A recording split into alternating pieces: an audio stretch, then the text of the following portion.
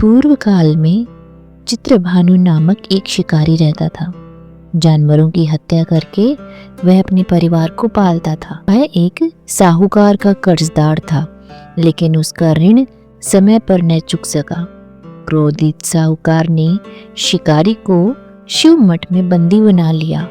संयोग से उस दिन शिवरात्रि थी। शिकारी ध्यानमग्न होकर शिव संबंधी धार्मिक बातें सुनता रहा। चतुर्दशी को उसने शिवरात्रि व्रत की कथा भी सुनी। शाम होते ही साहूकार ने उसे अपने पास बुलाया और ऋण चुकाने के विषय में बात की। शिकारी अगले दिन सारा ऋण लौटा देने का वचन देकर बंधन से छूट गया। अपनी दिनचर्या की भांति वह जंगल में शिकार के लिए निकला, लेकिन दिन भर बंदी गृह में रहने के कारण भूख प्यास से व्याकुल था। शिकार खोजता हुआ वह बहुत दूर निकल गया। जब अंधकार हो गया तो उसने विचार किया कि रात जंगल में ही बितानी पड़ेगी। वह एक वन में तालाब के किनारे एक बेल के पेड़ पर चढ़कर रात बीतने का इंतजार करने लगा।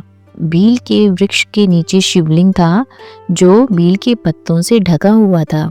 शिकारी को उसका पता न चला। पड़ाव बनाते समय उसे जो टहनियां तोड़ी वे संयोग से शिवलिंग पर गिरती चली गई। इस प्रकार दिन भर भूखे प्यासे शिकारी का व्रत भी हो गया और शिवलिंग पर बेलपत्र भी चढ़ गए। एक पहर रात्रि बीत जाने पर एक गर्भवती हिरणी तालाब पर पानी पीने पहुंची। शिकारी ने धनुष पर तीर चढ़ाकर ज्यों ही प्रत्यंचा खींची, हिरणी बोली, मैं गर्भवती हूँ, तुम एक साथ दो जीवों की हत्या करोगे जो ठीक नहीं है। मैं बच्चे को जन्म देकर शीघ्र ही तुम्हारे समक्ष प्रस्तुत हो जाऊंगी, तब मार लेना। शिकारी ने प्रत्यंचा ढीली कर दी और हिरणी जंगली झाड़ियों में लुप्त हो गई।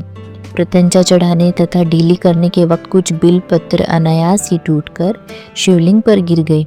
इस प्रकार उससे अनजाने में ही प्रथम पहर का पूजन भी संपन्न हो गया। कुछ ही देर बाद एक और हिरणी उधर से निकली। शिकारी की प्रसन्नता का ठिकाना न रहा। समीप आने पर उसने धनुष पर बाण चढ़ाया। तब उसे देख हिरणी ने विनम्रता पूर्वक निवेदन किया, अपने प्रिय की खोज में भटक रही हूँ। मैं अपने पति से मिलकर शीघ्र ही तुम्हारे पास आ जाऊंगी। शिकारी ने उसे भी जाने दिया। 2 बार शिकार को खोकर उसका माथा ठनका। वह चिंता में पड़ गया। रात्रि का आखिरी पहर बीत रहा था। इस बार भी धनुष से लगकर कुछ बेलपत्र शिवलिंग पर जा गिरे तथा दूसरे पहर की पूजन भी संपन्न हो गई। तभी एक अन्य हिरणी अपने बच्चों के साथ इधर से निकली। शिकारी के लिए स्वर्णिम अवसर था। उसने धनुष पर तीर चढ़ाने में देर नहीं लगाई। वह तीर छोड़ने ही वाला था कि हिरणी बोली, हे शिकारी, मैं इन बच्चों को इनके पिता के हवाले करके लौट आऊंगी। इस समय मुझे मत मारो। शिकारी हंसा और बोला, सामने आए शिकार को छोड़ दूं, ऐसा मूर्ख नहीं हूँ। इससे पहले मैं 2 बार अपना शिकार खो चुका हूँ। मेरे बच्चे भूख प्यास से तड़प रहे होंगे। हिरणी ने फिर कहा, जैसे तुम्हें अपने बच्चों की ममता सता रही है, ठीक वैसे ही मुझे भी है। ये शिकारी, मेरा विश्वास करो, मैं इन्हें इनके पिता के पास छोड़कर तुरंत लौटने की प्रतिज्ञा करती हूँ। हिरणी का दुख भरा स्वर सुनकर शिकारी को उस पर दया आ गई। उसने उस मृगी को भी जाने दिया। शिकार के अभाव में तथा भूख प्यास से व्याकुल शिकारी अनजाने में ही बेल वृक्ष पर बैठकर बेलपत्र तोड़ तोड़कर नीचे फेंकता जा रहा था। वो फटने को आई तो एक हट्टा कट्टा मृग उसी रास्ते पर आया।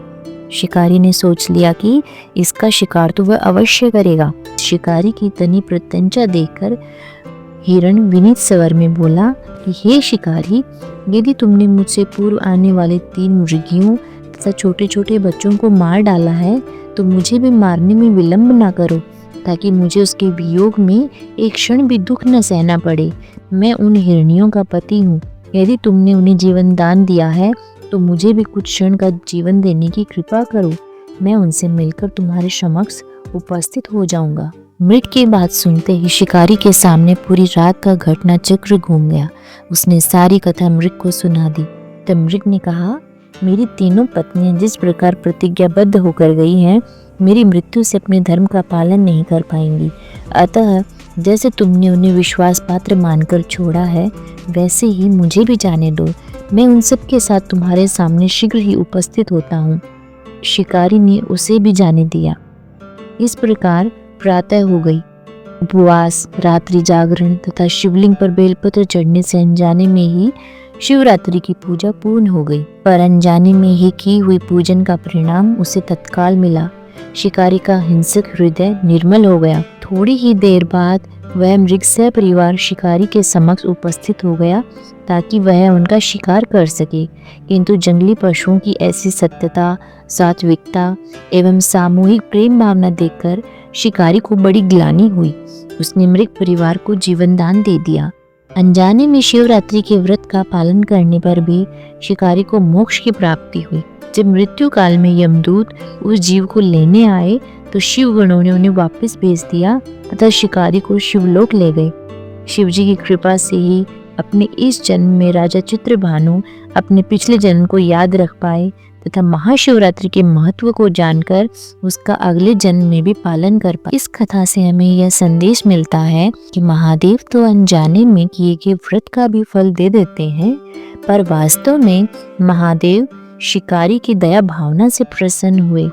जय महादेव।